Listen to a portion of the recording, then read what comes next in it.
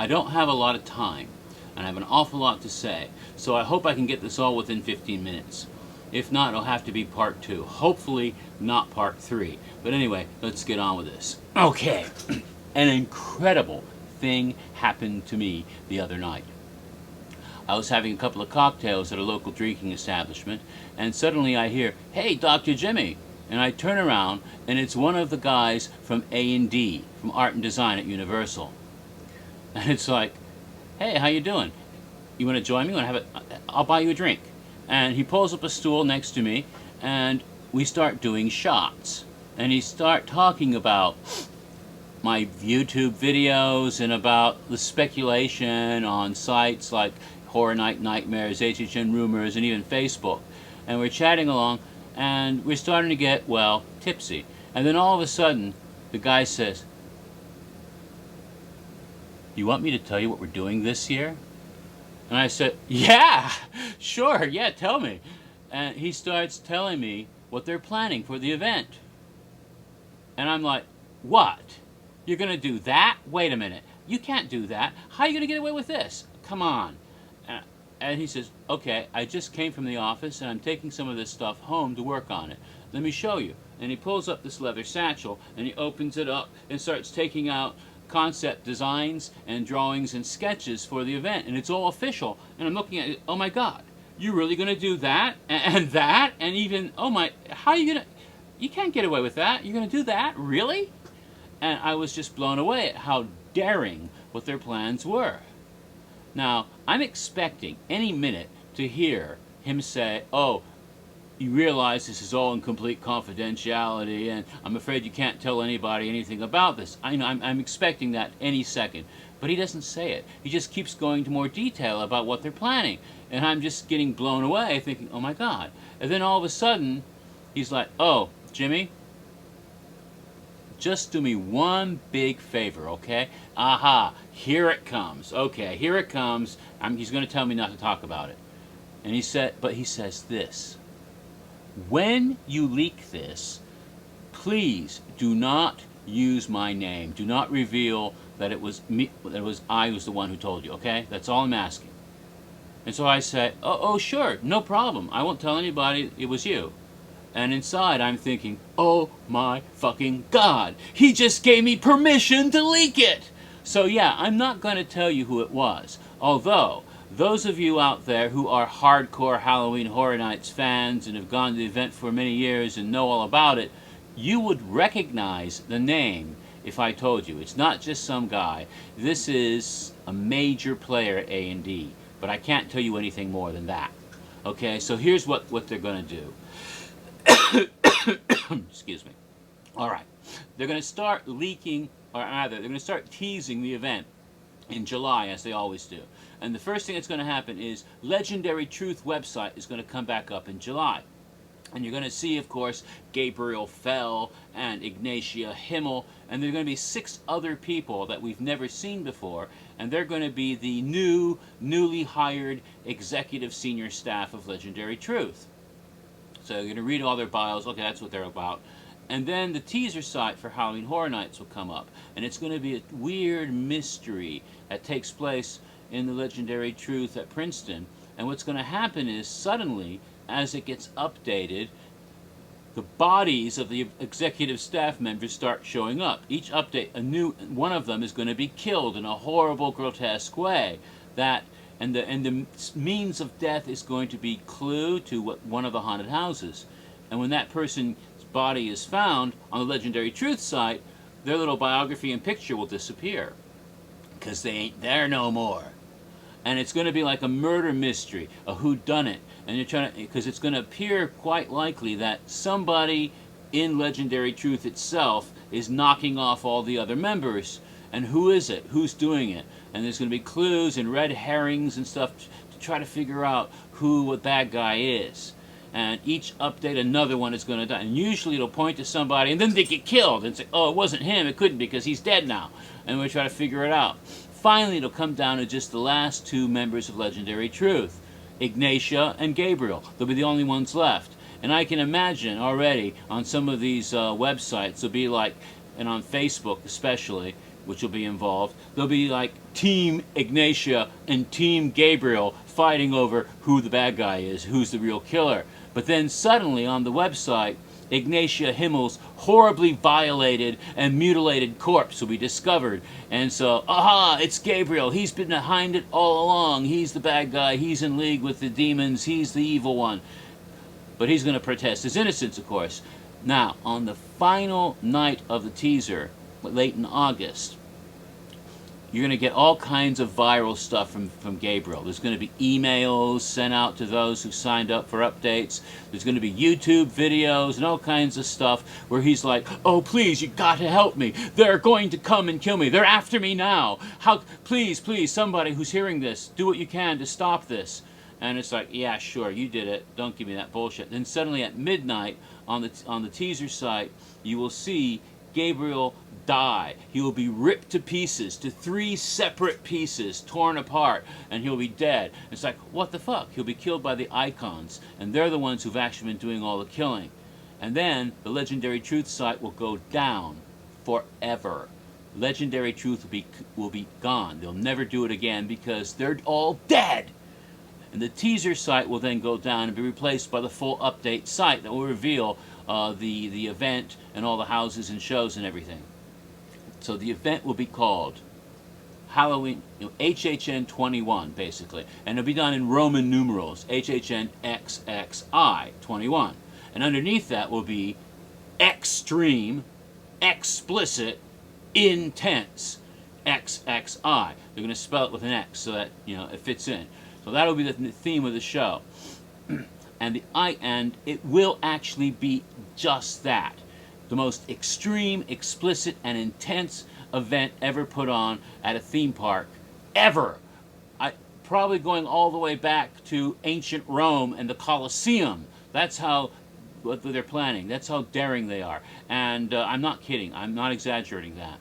So, the icon will be Fear once again this year, but they got a hell of a lot of flack last year about Fear and how he appeared and stuff, so they're changing him up. He'll still be recognizable as Fear from last year, but he won't have those stupid broken cloth wings, and he won't be up on stilts, and he won't have those plastic applique body things that made him look like a freaking action figure, look fake.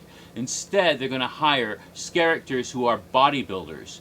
And they want real flesh as much as possible so that he looks real and he's in your face. And it's not just one, because Fear is a demon and can manifest itself in all these different forms.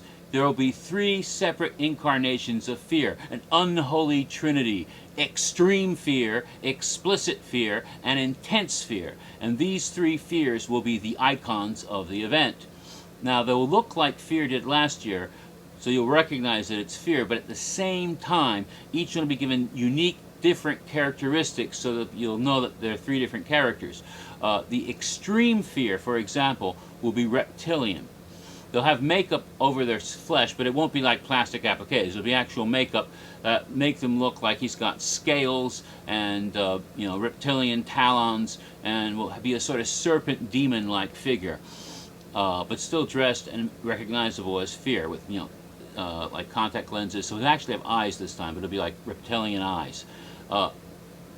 Intense Fear will also be a beast, but the concept is this completely untamed, savage beast. Total untamed Fear. And Intense Fear will be with fur.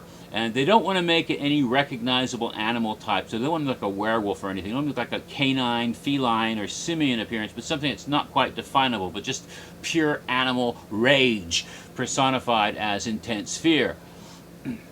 Now, the most interesting one is Explicit Fear, because they want female bodybuilders to play this character. Those huge, tall, incredibly muscled female bodybuilders, these huge Amazon types with big muscles, and that costume will resemble the original Fear the most. They're going to shave her head and have makeup that's similar to the Fear from last year, but the leather parts of the costume will be black leather, and she'll have a whip, so she'll be like the ultimate dominatrix from hell. Incredible. So these will be the 3 icons. Now, the haunted houses. Okay. Now you've heard a rumor recently, you should have. About a week or so ago on HHN Rumors, Chad posted a rumor that this year there were going to be some creators coming over from Hollywood to work with A&D here in Florida.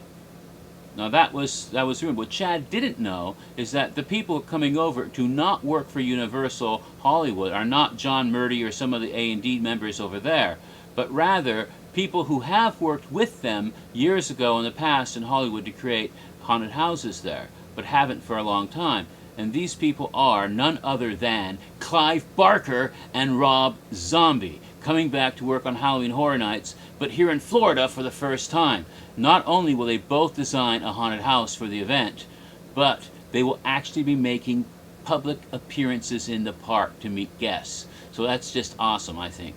Clive Barker's house is going to be called Clive Barker's Dark Bazaar.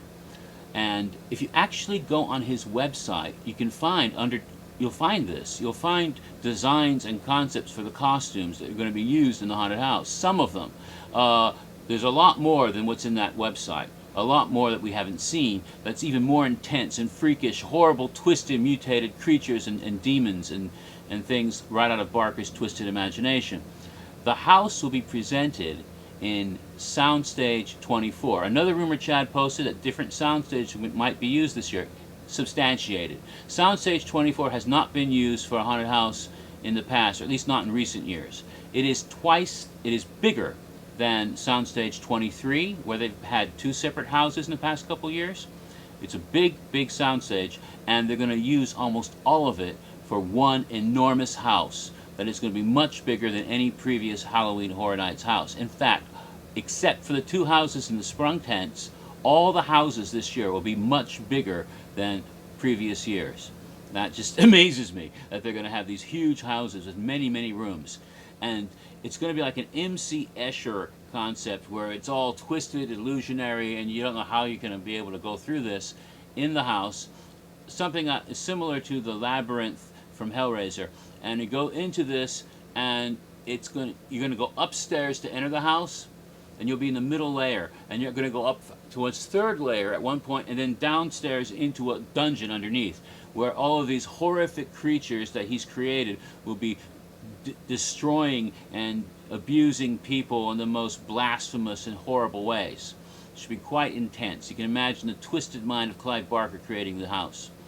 Now, Rob Zombie's house is going to be in the Disaster Q area. Now, later this month, they're going to start taking all of those big, oversized props and vehicles that are in the Q area away for the first time in years. They're going to put them some other part of the park, some other place. I don't know exactly where, but they'll open up the whole Q area. They haven't done that since years ago when it was the earthquake Q. They used to have two separate haunted houses in that area because they had all that space. They're going to open all that space up for one double-size haunted house. Rob Zombie's Spook Show. And it's going to feature some of the characters that he's created in the past in his animated projects like El Super Beasto.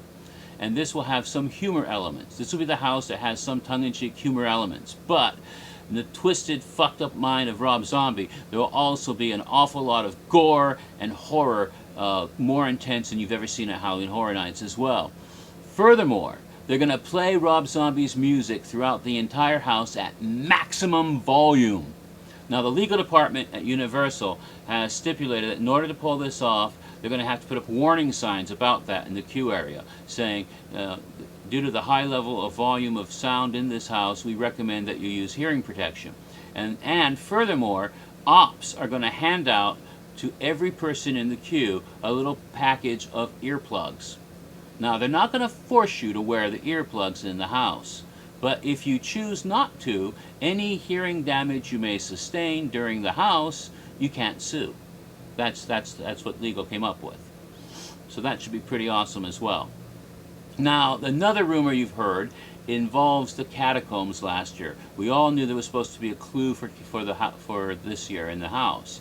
And somebody realized that at the end of the ride there was this inscription saying, "We've always been fascinated by death." And death was capitalized with a D. Now, aha, that is a clue that they're going to have a personification of death at the event. Maybe the icon. Well, they're wrong. It's not the icon, but they will feature the character of death in a haunted house.